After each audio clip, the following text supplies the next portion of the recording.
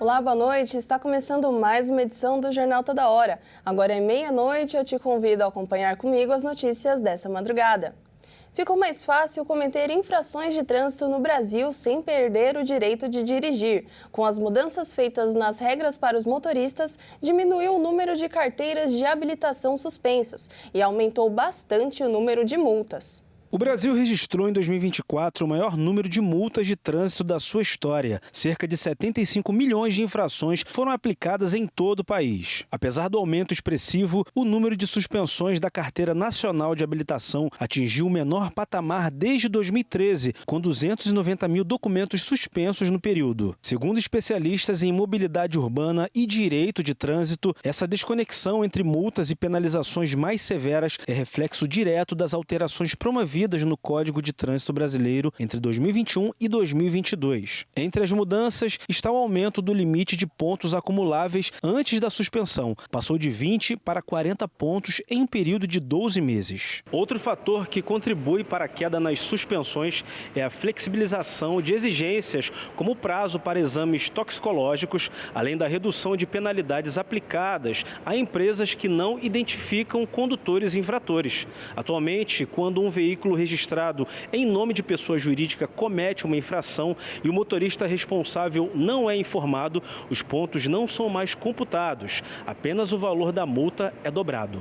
A maioria das infrações continua relacionada ao excesso de velocidade, que responde por mais de 40% das multas nos últimos 10 anos, impulsionada pela ampliação do uso de radares nas rodovias. No entanto, infrações graves como trafegar até 50% acima do limite de velocidade não levam à suspensão imediata da CNH, a menos que haja reincidência. Enquanto o número de suspensões diminui, os acidentes e mortes no trânsito seguem em alta. Em 2024, foram contabilizadas 6.153 mortes em rodovias federais, um crescimento de 9,6% em comparação ao ano anterior. O total de acidentes também subiu, somando o maior número desde 2015. As motocicletas continuam entre os veículos mais envolvidos em acidentes fatais, representando 38% das mortes. O crescimento de motos utilizadas para trabalho e transporte individual, especialmente após a pandemia, contribuiu para esse cenário. Dados revelam que mais da metade das motos do país estão em nome de pessoas sem habilitação apropriada. Apesar dos desafios, o investimento em segurança no trânsito segue abaixo do necessário. Em 2024, dos 810 milhões de reais arrecadados com multas, apenas 54 milhões foram efetivamente aplicados em medidas de prevenção. O restante foi destinado ao orçamento federal ou ficou retido por contingenciamento. E o presidente Lula decidiu que dará um tempo para decidir o que fazer com um projeto aprovado pelo Congresso,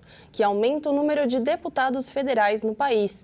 Lula terá até o próximo dia 16 de prazo para assinar ou rejeitar o projeto. O presidente Lula enfrentou uma nova encruzilhada política diante da aprovação pelo Congresso Nacional do projeto de lei complementar que amplia o número de deputados federais de 513 para 531 a partir da próxima legislatura em 2027. Alguns auxiliares do presidente desaconselharam ele a sancionar o projeto, dado que a sanção possa gerar ainda mais desgaste na imagem do presidente, que tem tido quedas recentes nas pesquisas de opinião. A proposta, que passou com o apoio da maioria da base aliada do governo, não elimina vagas já existentes, mas acrescenta novas cadeiras à Câmara dos Deputados, alegando a necessidade de correção proporcional da representação dos estados com base nos dados populacionais mais recentes. O relator no Senado foi o senador Marcelo Castro, do MDB, que reiterou que a mudança atende a um mandato judicial para a adequação da representatividade.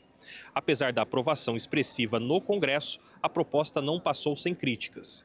Entre os pontos mais contestados estão o possível impacto fiscal gerado pela ampliação, a ausência de um debate mais amplo com a sociedade e o temor de que o aumento favoreça partidos já bem posicionados nas regiões que ganharão mais vagas.